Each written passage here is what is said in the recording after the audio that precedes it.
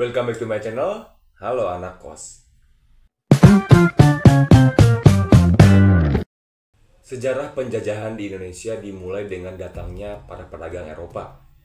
Salah satunya VOC, sebuah perusahaan dagang Belanda yang menjelma menjadi kekuatan kolonial. Bagaimana VOC berubah dari pedagang menjadi penjajah? Mari kita bahas. Nah, sebelumnya kita bahas dulu apa itu VOC. VOC adalah singkatan dari Verenigde Oost-Indisch Compagnie. Adalah perusahaan dagang Belanda yang didirikan pada tahun 1602. Perusahaan ini bertujuan untuk memonopoli perdagangan rempah-rempah di Asia, khususnya di Nusantara. Namun, VOC bukan hanya sekedar perusahaan dagang.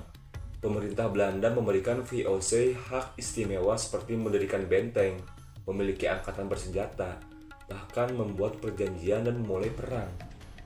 Kekuasaan inilah yang membuat VOC berubah menjadi penguasa kolonial.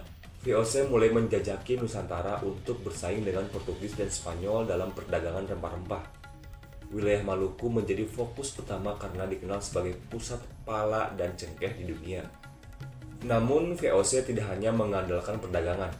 Mereka menggunakan kekuatan militer untuk memonopoli perdagangan rempah.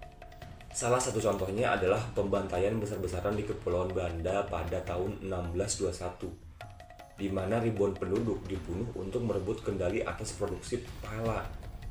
Pada tahun 1619, VOC berhasil merebut Jayakarta dari Kesultanan Banten dan menggantinya menjadi Batavia.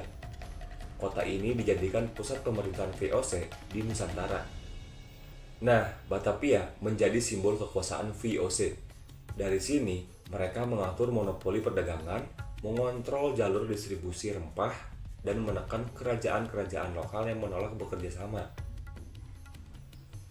Kehadiran VOC membawa dampak besar bagi Nusantara, baik secara ekonomi, sosial, maupun politik. VOC memonopoli harga rempah-rempah, memiskinkan petani, dan memaksa rakyat untuk menanam tanaman tertentu demi keuntungan mereka. Sistem ini menyebabkan penderitaan besar di banyak daerah. Selain itu, VOC sering memecah belah kerajaan-kerajaan lokal dengan politik adu domba, membuat mereka saling berperang sehingga VOC semakin mudah menguasai wilayah Nusantara.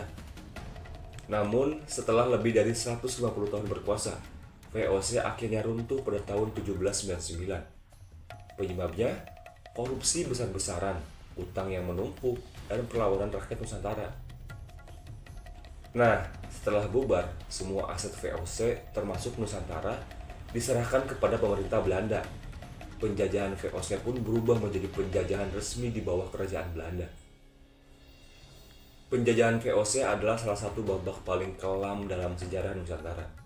Dari monopoli rempah hingga penderitaan rakyat, VOC menunjukkan bagaimana kekuasaan ekonomi dapat berubah menjadi kolonialisme yang menindas. Nah, kira-kira bagaimana menurutmu tentang penjajahan VOC? Apakah ada cerita menarik yang belum banyak diketahui? Dan mungkin itu aja videoku kali ini. Semoga video ini bermanfaat. Dan jangan lupa subscribe channel aku yang baru ini. Terima kasih yang udah nonton. Dan terima kasih juga yang sudah subscribe. Thanks for watching. Sampai jumpa di video berikutnya. Bye-bye.